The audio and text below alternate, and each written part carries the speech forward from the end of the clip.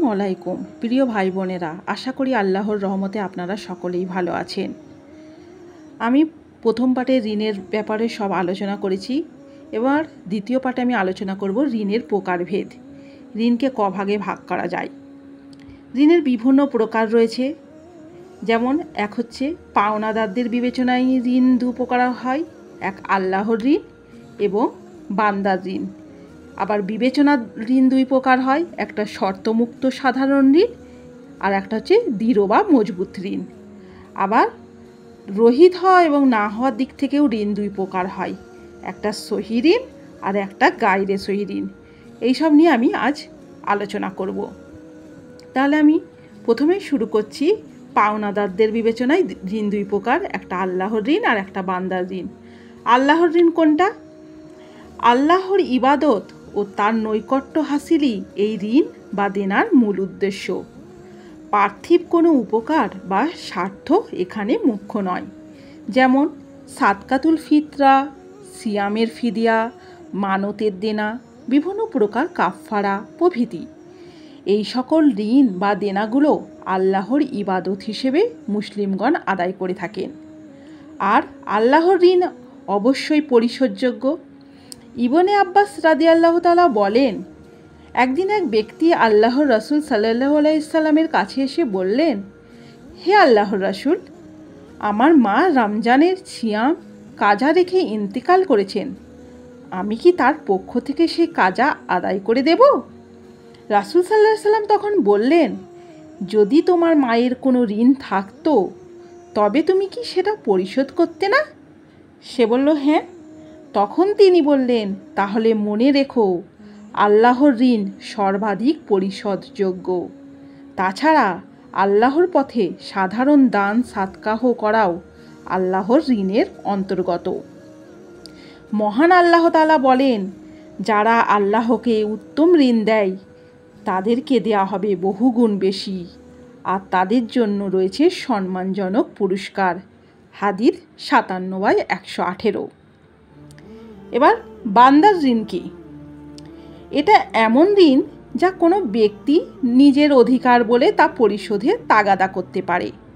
যেমন বিক্রিত বস্তুর মূল্য, ঘর ভাড়া, কর্জের বদল, বস্তু নষ্ট করার ক্ষতিপূরণ, আঘাত করার ক্ষতিপূরণ প্রভৃতি।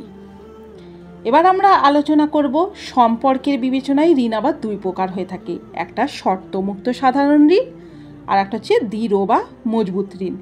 তাহলে প্রথম হচ্ছে শর্তমুক্ত সাধারণ ঋণ কি? এটা শুধু ঋণ গ্রহীতার জিম্মাদারির সাথেই সম্পর্কিত শর্তমুক্ত সাধারণ ঋণ। কোনো শর্ত ব্যতি রেখে সাধারণভাবে এই ঋণ লেনদেন হয়। যেমন কোনো শর্ত ছাড়া সাধারণভাবে টাকা পয়সা বা অন্য কোনো বস্তু ঋণ হিসেবে লেনদেন করা। আর দৃঢ় বা মজবুত ঋণ কি?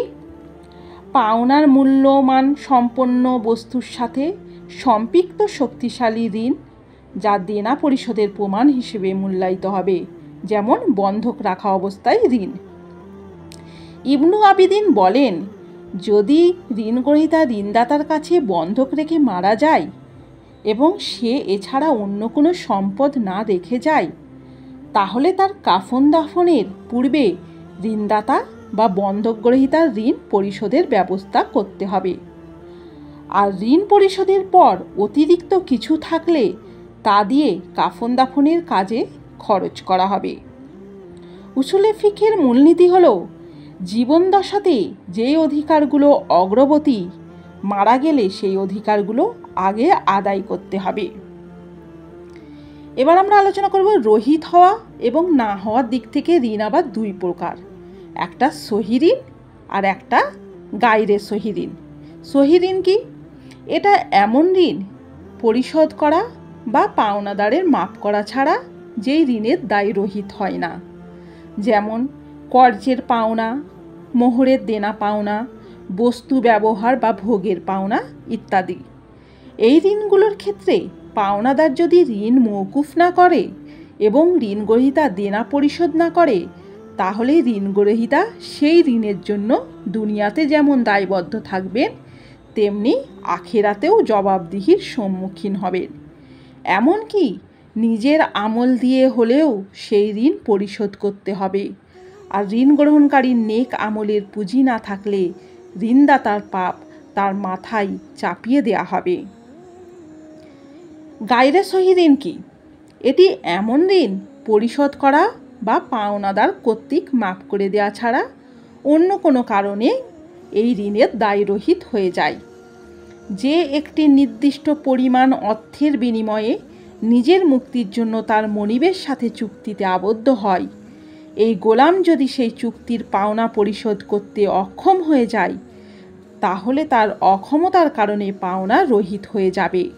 যেমন রাসূলুল্লাহ সাল্লাল্লাহু আলাইহি সাল্লাম বলেছেন, মুকাতাব সেই পর্যন্ত গোলাম থাকবে যতক্ষণ না তার উপর শর্তকৃত একটি দিরহামও অবশিষ্ট থাকবে, তাহলে সে গোলামি থেকে গেল, অর্থাৎ তার ঋণের দায় বাতিল হয়ে গেল। এবার আমরা আলোচনা করব ঋণের ব্যাপারে আল্লাহর নিদর্শনা কি। ইসলাম সুদ ঘুষকে চিরতরে হারাম ঘোষণা করেছে। আর যে সমাজ সুদি লেনদেন নিষিদ্ধ থাকে, সেই সমাজে ঋণ করার প্রয়োজন পড়ে বেশি। সে কারণে ঋণ দেওয়ার বিবিধ ফজিলতের বর্ণনা হাদিসের পাতায় রয়েছে। তবে ঋণ যেহেতু অতি প্রয়োজনীয় জিনিস, তাই এর প্রতি গুরুত্ব না দিলে অথবা এ ব্যাপারে অলসতা করলে তা কলহ বিবাদের কারণ হতে পারে। তাই মহান আল্লাহ সূরা বাকারার শেষের দিকে সুদের অবৈধতা ও ভয়াবহতা সম্পর্কে আলোকপাত করার পরেই ঋণের আদান প্রদানের ব্যাপারে প্রয়োজনীয় দিক নির্দেশনা দিয়েছেন, যাতে এই গুরুত্বপূর্ণ প্রয়োজনটি কলহ বিবাদের কারণ না হয়ে দাঁড়ায়। মুফাসসিরগণের ভাষায় এই আয়াতকে দেনা পাওনার আয়াত বলা হয়, যা পবিত্র কুরআনের সবচেয়ে দীর্ঘতম আয়াত। মহান আল্লাহ বলেন, হে বিশ্বাসীগণ, তোমরা যখন নির্দিষ্ট মেয়াদের জন্য পরস্পর ঋণ আদান প্রদান করো, তা তোমরা লিখে রাখো। আর ঋণ গ্রহীতা যেন লেখার বিষয় বলে দিয়ে লিখিয়ে নেয় এবং সে যেন স্বীয় প্রতিপালক আল্লাহকে ভয় করে এবং লেখার মধ্যে বিন্দুমাত্র কম বেশি না করে। অনন্তর ঋণ গ্রহীতা যদি নির্বোধ হয় কিংবা দুর্বল হয় অথবা নিজের লেখার বিষয়বস্তু বলে দিতে অক্ষম হয়, তাহলে তার অভিভাবক যেন ন্যায়সঙ্গতভাবে তা লেখায়। আর তোমাদের মধ্যে দুজন পুরুষকে এই আদান প্রদানের সাক্ষী করো। যদি দুজন পুরুষ না পাও, তাহলে সাক্ষীদের মধ্যে যাদেরকে তোমরা পছন্দ করো তাদের মধ্যে হতে একজন পুরুষ ও দুজন মহিলাকে সাক্ষী করো, যাতে মহিলাদ্বয়ের একজন ভুলে গেলে যেন অন্যজন তাকে স্মরণ করিয়ে দেয়। আর যখন সাক্ষ্য দিতে ডাকা হয়, তখন যেন সাক্ষীরা অস্বীকার না করে। ঋণ ছোট হোক বা বড় হোক, তোমরা তা মেয়াদ সহ লিখতে কোনোরূপ অলসতা করো না। এ লেখা আল্লাহর নিকট ন্যায্যতর ও সাক্ষ্য প্রমাণের জন্য দৃঢ়তর এবং তোমাদের মধ্যে সন্দেহ উদ্বেগ না হওয়ার অধিক নিকটতর। কিন্তু তোমরা পরস্পরে ব্যবসায় যে নগদ আদান প্রদান করো, তা না লিখলে কোনো দোষ নেই। তোমরা যখন পরস্পর বেচাকেনা করো, তখন সাক্ষী রাখো। আর কোনো লেখক যেন ক্ষতিগ্রস্ত না হয় এবং না কোনো সাক্ষী। যদি তোমরা তাদেরকে ক্ষতিগ্রস্ত করো, তাহলে তা হবে তোমাদের পক্ষে পাপের বিষয়। তোমরা আল্লাহকে ভয় করো, আল্লাহ তোমাদেরকে শিক্ষা দেন, আর আল্লাহ সর্ববিষয়ে মহাজ্ঞানী। বাকারার 2/282।